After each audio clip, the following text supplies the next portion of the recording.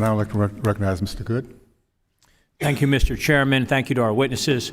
Ms. Tartak, we're all sorry, I think, to hear, would hope everyone, that how you've been silenced and threatened on the Yale University campus. What do you think college administrators who are committed to combating anti-Semitism, what should they do to protect Jewish students on campus? Sure. So first of all, I think that they have options.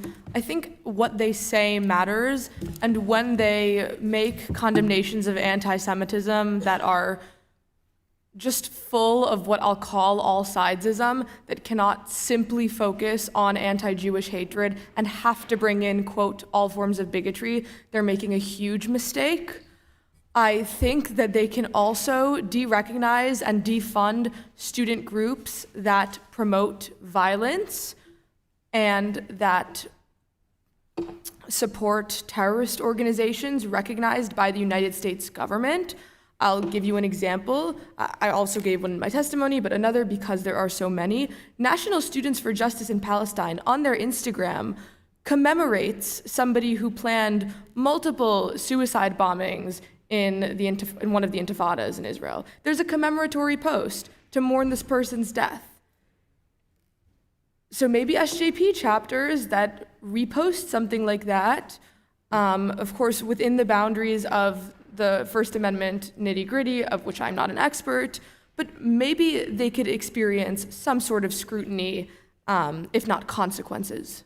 Well said. This equivalency where you have to lump everyone in together instead of speaking specifically to the issue at hand of anti-Semitism. Even this White House, as soon as you mention anti-Semitism, moves to Islamophobia.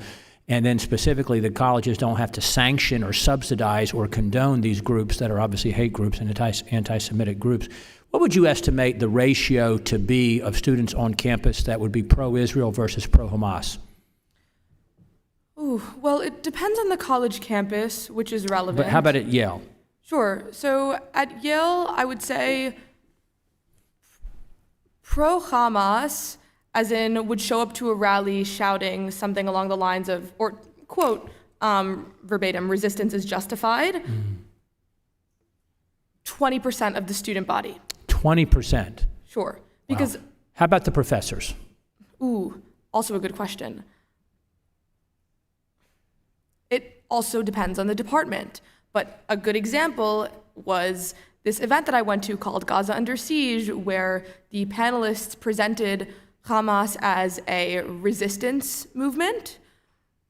And that was co-sponsored by 5 or so university departments, as in majors: the Religious Studies Department, the Women's Gender and Sexuality Department, Ethnicity, Race, and Migration, our Center for Middle East Studies. So I think administrative backing says a lot and maybe answers your question. That is incredible that you would estimate that perhaps 20% of Yale students might show up to a pro-Hamas rally, a true pro-Hamas rally. And, you know, one has to wonder what happens on our college campuses. And in light of it, I keep bringing it back to this, and I'll do it once again, in light of the border invasion facilitated by this administration and the individuals who are in our country now, aided by this administration, when this happens here, what we saw play out on October 7 in Israel, when this happens here, it'd be interesting to see how on our own college campuses the response is. And these professors that are in many cases subsidized by tax dollars, not specifically at Yale in terms of it being a private university. Mr. Marcus, to you, if I may just pivot, should universities like Yale be able to hide behind the First Amendment, or should there be consequences when we see this kind of this anti-Semitism played out, or this expression played out on college campuses? Congressman Good, the problem isn't just that there are students who are saying the wrong thing, but universities that are doing the wrong thing, and we need to start with the grown-ups. They need to begin by saying we will do no harm. They need to look at their DEI programs. They need to look at their curriculum. They need to look at programs like Middle East Studies programs with a one-sided anti-Israel propaganda that is simply fueling the problem on campus. Yeah, are you concerned about, you know, we know there's billions of dollars flowing to college campuses from countries such as Qatar, China, Saudi Arabia, United Arab Emirates,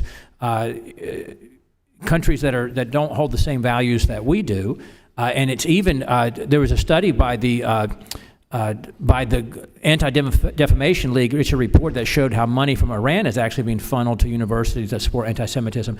Are you concerned about the impact that these foreign influences on our college campuses might be having on the spread of anti-Semitism? I am, sir, but I want to say respectfully that a lot of the money going to it is our own money from the U.S. taxpayer. So a lot of it is either federal money, or it's state money, or it's student activities fees. But yes, it is also true that foreign money is coming in and having questionable influence. Thank you, and I yield back, Mr. Chairman. Thank you.